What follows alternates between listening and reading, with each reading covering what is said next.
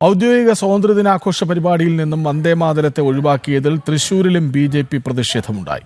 ജില്ലാതല സ്വാതന്ത്ര്യദിനാഘോഷം നടക്കുന്ന വേദിക്ക് സമീപം തെക്കേ ഗോപുരനടയിൽ ദേശീയ പതാക ഉയർത്തിയും വന്ദേമാതരം ആലപിച്ചുമായിരുന്നു ബി.ജെ.പിയുടെ പ്രതിഷേധം. ഔദ്യോഗിക സ്വാതന്ത്ര്യദിനാഘോഷ പരിപാടിയിൽ ദേശീയഗീതം വന്ദേമാതരത്തെ ഒഴിവാക്കിയതിൽ പ്രതിഷേധിച്ചായിരുന്നു ബി.ജെ.പി. പ്രവർത്തകർ ദേശീയ പതാക ഉയർത്തിയതും വന്ദേമാതര ആലാപനം നടത്തിയതും.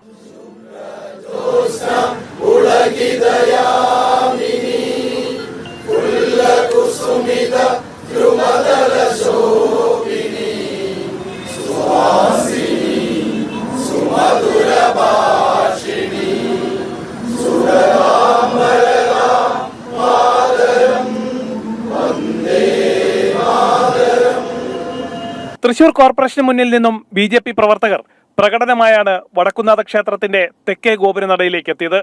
തുടർന്ന് ഔദ്യോഗിക പരിപാടി നടക്കുന്നതിന് തൊട്ടു സമീപം സമാന്തരമായി ദേശീയ പതാക ഉയർത്തുകയും വന്ദേമാതര ആലാപനം നടത്തുകയും ചെയ്തു.